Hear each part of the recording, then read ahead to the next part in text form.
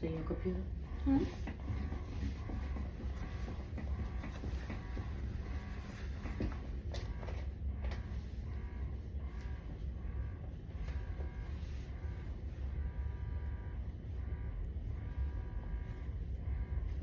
As you see with my client today, she has a bit of new growth.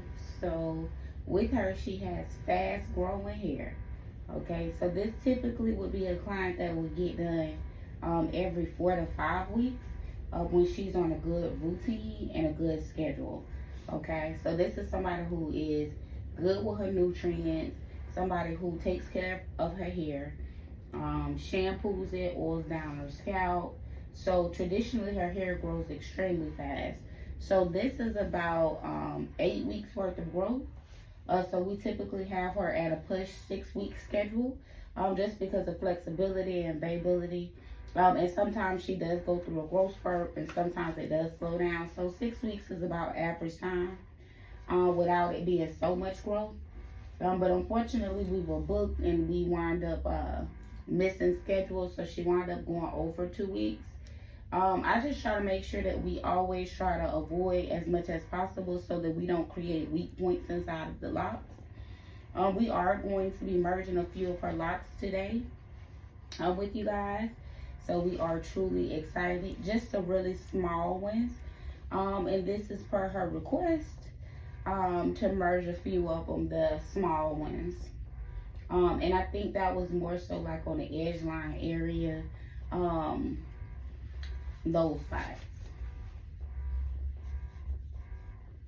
So you guys, make sure that you pay attention to that retightening schedule. I never can emphasize on how important it is to be on schedule, due to just the weak spots that could create or happen inside your locks or develop inside of your locks. Just because sometimes it becomes matted.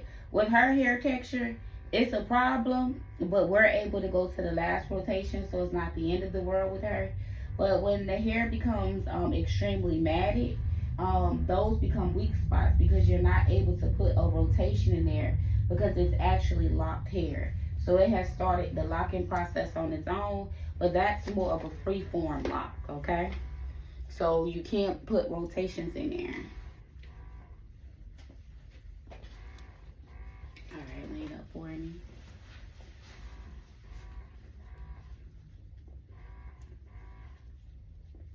Y'all, it's about 9:30 over here. It's probably a little bit later than that, probably like, cause we're like probably 20 minutes in. So it's almost probably like 10 o'clock. Is it 10 o'clock yet?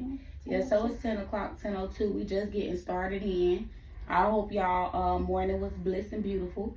As I promised, I said I was coming back because I'm trying to get a lot more active online.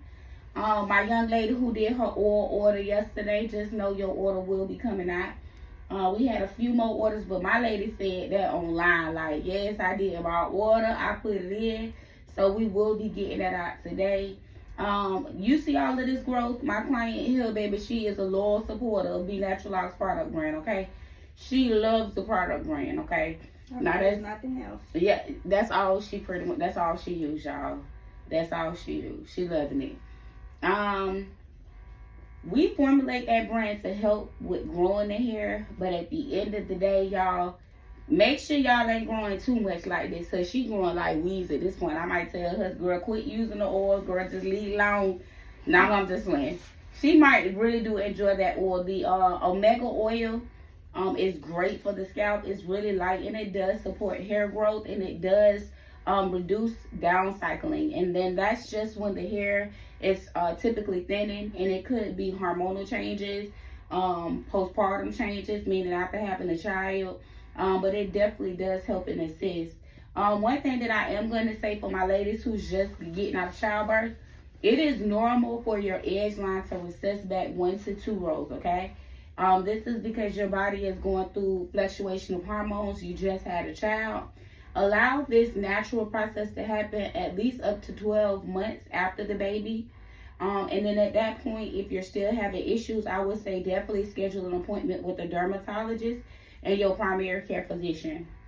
I can never emphasize that enough. When you have stuff going on the inside of the body, those things show inside of the hair, okay? And sometimes it's just part of a natural process that you have to allow your body to go through. I do recommend for my ladies who are still, even if you're still breastfeeding or not, definitely make sure that you're taking your prenatal vitamins even after the baby get here. I noticed that it does help, but definitely check with your primary care physician to make sure that's okay for you. But definitely supporting the body with some type of extra nutrients definitely helps in the process. Now, do it eliminates? No. But it definitely does help in the process, you guys. Also for my ladies who's over, 30, y'all, we gotta be taking our vitamins. It's something we don't want to do, but I'm telling you guys, when you actually taking your vitamins, you will see an influx in your hair growth, and just the healthiness of it, because now your your body has extra vitamins that it actually can push through. So meaning your hair is considered a non-essential organ. So if your body is depleted or at max with it, with your major organs, then your hair not gonna get no vitamins like that. But if you taking an extra dietary supplement, and some type of multivitamin or a complete vitamin, no matter what you're not eating, okay? Because we encourage you to get most of your vitamins through your food, but sometimes you may not be hitting everything. But it definitely will give you the extra that's needed, and so that you don't have a deficiency. Those are important because any deficiency will show in your hair. Whether it's a vitamin A deficiency, a vitamin D deficiency, and the most common, a vitamin iron deficiency. Those mess my people up the most, okay? Okay, those are main perpetrators. Anytime I see them little white bulbs, I'm like, hey, have you been to the doctor lately? I would just say go get some blood work from the doc. Just to go over your numbers and make sure that your stuff is all within normal range. And if you have any deficiencies, I would say start there, because those things are important to normalize with hair loss, okay? And especially if you just had any surgery, just know that you're going to have some type of hair loss. Don't be alarmed. But for my postpartum shedding, or if you notice that you're in active hair loss, I would say reduce putting the hair back and pulling it back in so many manipulating styles. Allow it to be free majority of the time if possible, so that you're not applying too much tension in there. And if you do put it up, I would say put it into a rubber band that's extra large, okay, with only one loop, okay? So meaning a large rubber band, sometimes even bigger than this, and only do one loop around the hair so that the hair is not pulled and it is not strenuous. Try to even avoid putting a bandana or even a headband on, because sometimes an elastic headband may put tension on those edge line and nape areas. So if you notice that you wear a lot of those headbands and you notice you're recessing on the edge line or even in the nape, you're having maybe a lock or two that came out, that could be the probable cause. So definitely just make sure that you're watching out on that tension mechanism, okay, you guys? Those things are important. But other than that, I'm like happy you guys joined in today. My girl just got her color in. Her hair and locks is looking gorgeous, okay? Looking gorgeous. She was actually established by Locked Unicorn. Is that okay to tell your business? Yes. Okay, y'all. Okay, and she's Slate. Remember I mentioned her on the live yesterday. She does phenomenal work as well. So, I do want to give out that shout out because she did establish these phenomenal locks. I'm just the person servicing them right now.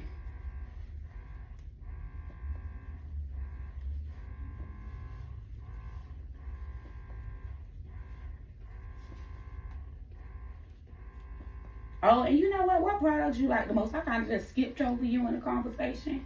Disrespectful.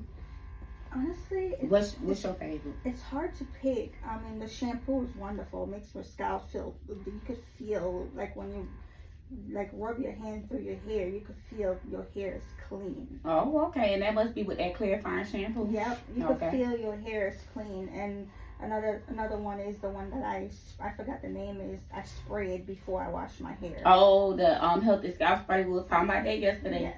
That definitely does help. It's a liquid dry shampoo or antiseptic, or some people even use it as a pre-wash, you guys. But you can actually bump your scalp, okay, prior to getting your shampoo. just to make sure that your pores are open and you actually got a deep cleaning, okay? Because you already have an astringent working to detoxify those hair follicles, and then on top of that, you're finna get into the shampoo. And if you're using that clarifying, I'm gonna tell you this. I always use the clarifying before I'm using any other shampoo to break down the oil process in the client's hair. And that's just me being honest. And really, that's the only one that I do use other than the charcoal shampoo, which is the carbon detox shampoo, which is black. And that's more by people who have psoriasis, scalp issues, or if I'm doing like a head treatment, I just want to open up those pores, I would definitely use that. But that clarifying shampoo, just as a word to the wise, use it 3 times. You're going to use your first shampoo. That's really technically not even a shampoo. That's more of a cleansing. It's stripping out the oils so that, you know, the product can actually get in and clean properly. Because sometimes when you have an oil buildup, that is kind of like a barricade. So even with using other shampoos, or even if you're loose natural, I would always say use a good clarifying shampoo. Be Sisterlocks has a phenomenal one. You know what I'm saying? As Miss Bella just said. But you definitely can use that to get started, and then after that you can use any other shampoo, and then I would say use that shampoo 2 times, okay? So you traditionally should be washing 3 times, okay, you guys? 1 time to get it started and to break down the build with a clarifying shampoo, and then your other 2 times, either you could wash it with that clarifying shampoo or you could use another shampoo. It's up to you. I'm not a clickbait. I'm just trying to give you the process and tell you the best way to do it, okay? Now, if you use my products, that's just a plus, okay? We appreciate the support. But I definitely want to give you the education on how to do it right. You know what I mean? Because I find that some people will wash just 2 times, and they really technically only wash 1 time. So when they come in, it's still like a field overcast. And that's not necessarily from my shampoo. I'm just saying it's just an overcast, meaning I still can feel residue in the hair because it wasn't a really good cleaning. Because it's like they only really wash 1 time. So again, word to the wise, wash 3 times. 1 time just to break up whatever with the clarifying shampoo, and the other 2 times is going to be to actually cleanse the hair.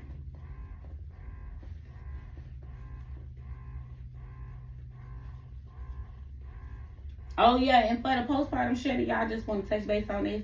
I said that traditionally it only recesses back about 1 to 2 rows from what I've seen, but I've had a worst case scenario to where it didn't have an endpoint. So just make sure that you watch out and be mindful whether you are a client or a stylist.